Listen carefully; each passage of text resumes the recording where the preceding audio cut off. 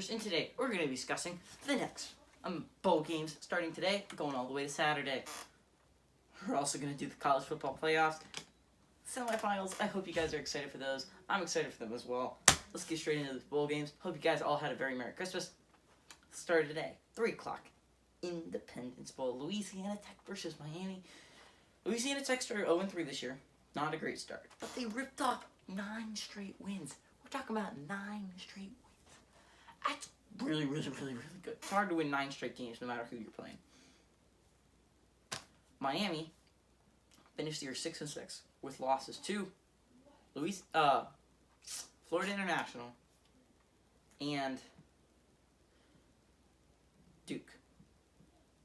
I'm not saying Louisiana Tech's the best program in the world, but they're better than Florida International. They're a better football team, and that's why I think they're going to win this football game. Miami's favored by 7. Give me Louisiana Tech to win this game. Upset happening right here. If you guys didn't know, I went 2-2 with upsets last week. See, I live and die by the upset. I'm really good at picking which games are going to be close. It just, if they pull it out in the end, and that's what's hard because teams that are underdogs normally don't pull it out in the end. That's what the other team's really good at. But I get close.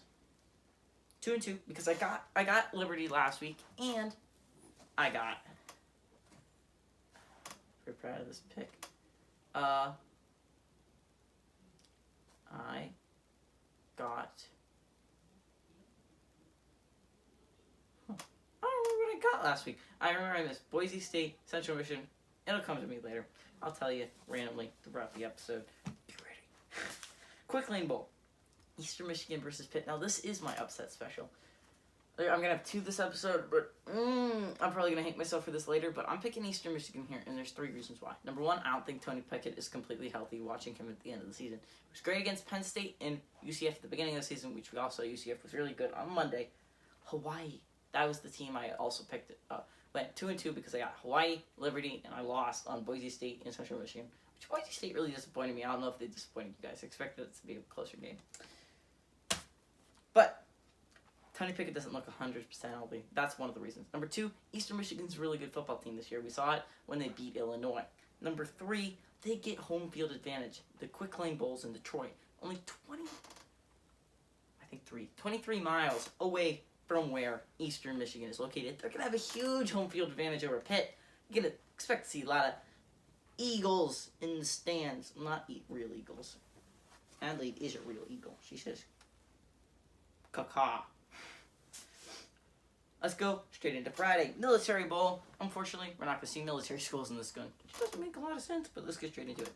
Not one... I don't understand. You should put Air Force and Navy in it. I don't understand that. Because Texas Bowl always had a Texas team every year. Put a freaking military school in. Is it really that difficult? Never mind. But UNC versus Temple. UNC's favored by 6. If you watch Temple this year, really good football program. Beat Maryland, although Maryland wasn't that good at the time. This year, they were good at the time. And that's what you got to look at. At the time, they were playing really good football. So, they beat Maryland when they were playing really well. And that's what I'm looking at. Temple beat them. They also beat Memphis. Memphis is a really good football team this year. Only team to beat Memphis the entire year. Let's go at UNC. 6-6. Every single one of their 6 losses was a really close football game. They lost to Clemson, really close. They lost to Wake Forest, really close. Lost to App State, really close. So, really good football team, really good football program. I'm going with Temple. Even though Mac Brown's with UNC, he's the better head coach here. Temple is just a program that's been good for longer than UNC. And while Mac Brown has provided a spark to this UNC team, it's not enough of one for me to pick him here. I think Temple's going to win, even though UNC is favored by 6. Pinstripe Bowl. Michigan State versus Wake Forest. This is a tough one because they both, let me think. What's the word? Suck. That's what they are. They both are really, really bad football teams. But look at Wake Forest. Finished the year. 3 out of the 4 lost. 3 of the last 4 games, they lost. Not great.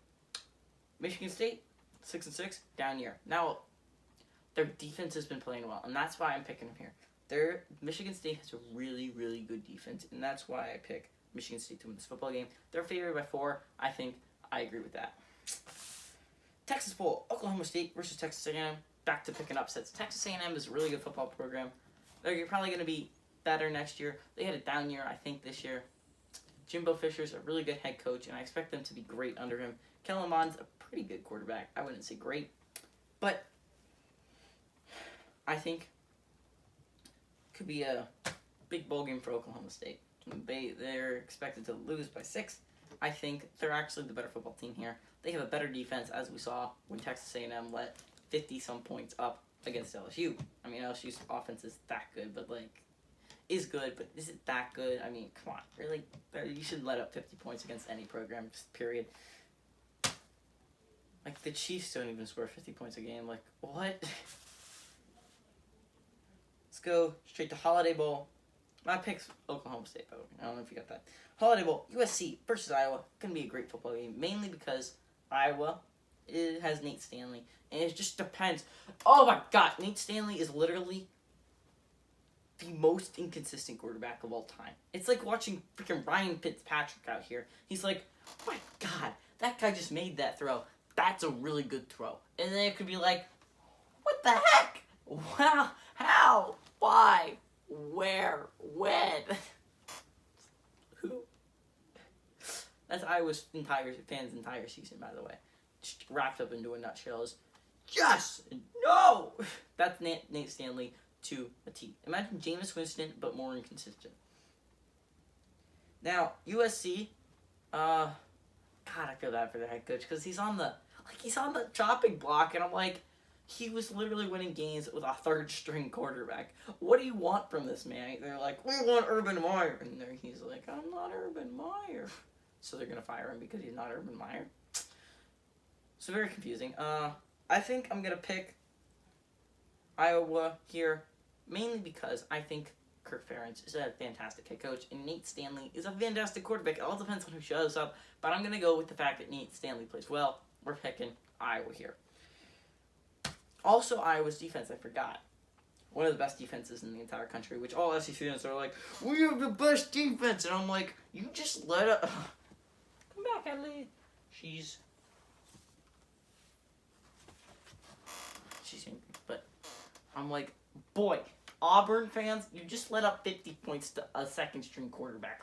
Get off your high horse, okay? That's just my rant because I'm I understand SEC's a good conference, but SEC's up here, and everyone else is not that far below them, and they're like, you guys all suck! And that's what that's their entire attitude. And Big Ten fans are like, and Big 12, they're like, we don't make fun of other conferences. Why do you have to do that? And that's just me.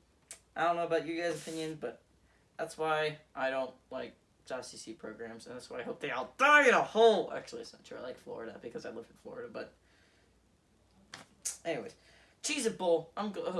Hopefully this will be a way better bowl game than last year. It went into overtime last year, which normally you're like, yeah, overtime, and then you realize that they both threw 5 interceptions in that game, and you're like, ugh, and the score was 10-10 or something that went into overtime, and then they won 13-10. Everyone's like, you know what it ended on? It was ended on interceptions. That's what the drive ended on. I'm like, oh my God, worst.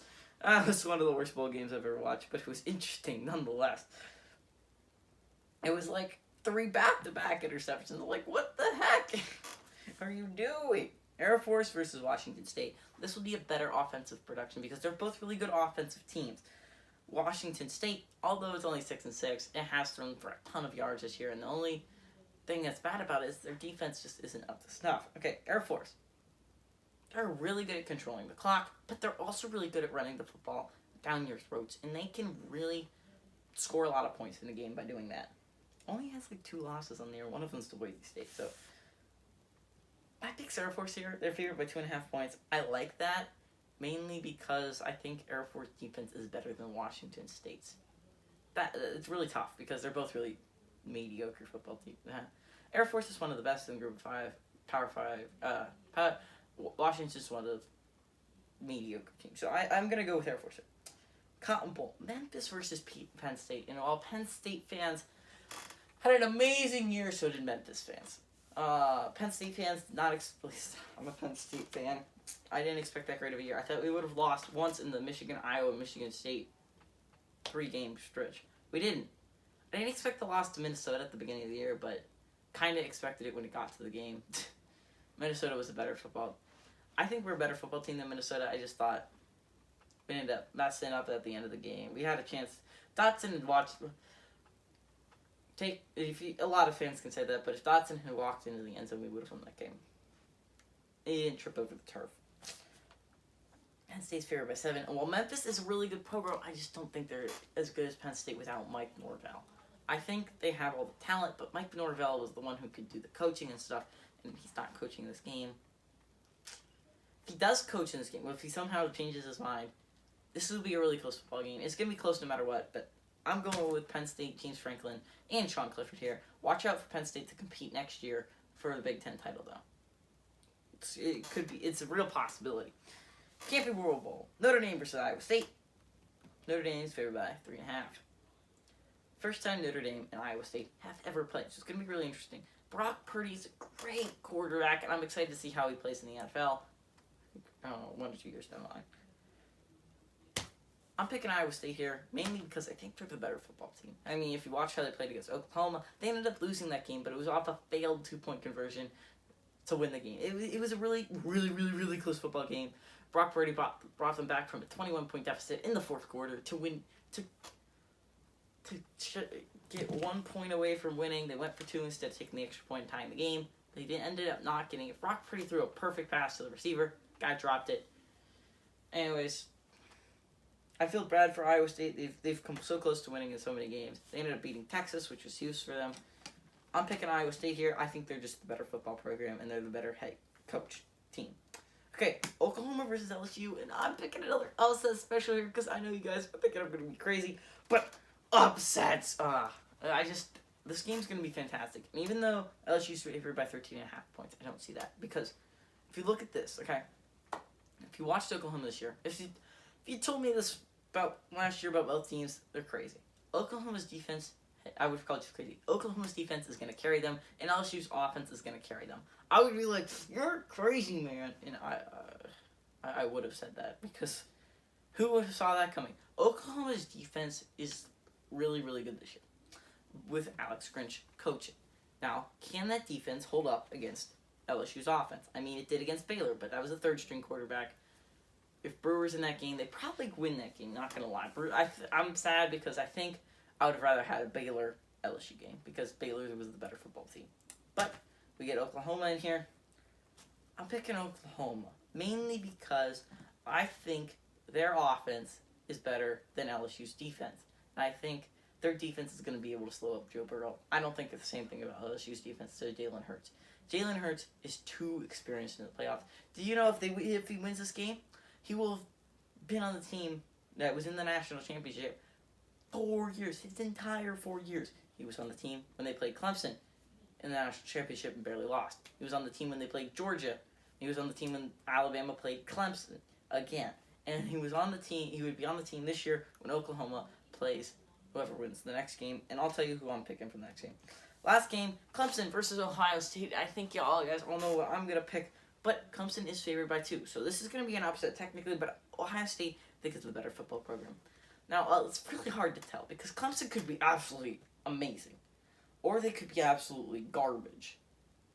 Well, I mean, they won't be absolute garbage, but you understand what the point is. They don't play real football teams, so I don't know what to think of Clemson. I do know what to think of Ohio State. I know they fought through adversity and won against a really good Wisconsin team. They beat a really good Wisconsin team twice, and I think that was enough to get them number 1 seed in my eyes. They beat a really good Penn State team. They beat a really good Michigan team by a lot of points. That, to me, proves they're good enough. But I guess it's not enough to prove it to me. It proves it to the committee. They have to play Clemson.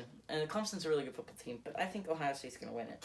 Anyways, GGB and co-host Pupper is saying, I hope you guys had a very Merry Christmas. And hope your team wins your bowl game. Unless it's Memphis. I like Memphis. I'm not going to lie. I really do hope they play really well against Penn State. But Penn State pulls it out in the end. I really like Group of 5 teams. Anyways. This is GGB and co-host Pepper saying, adios, amigos.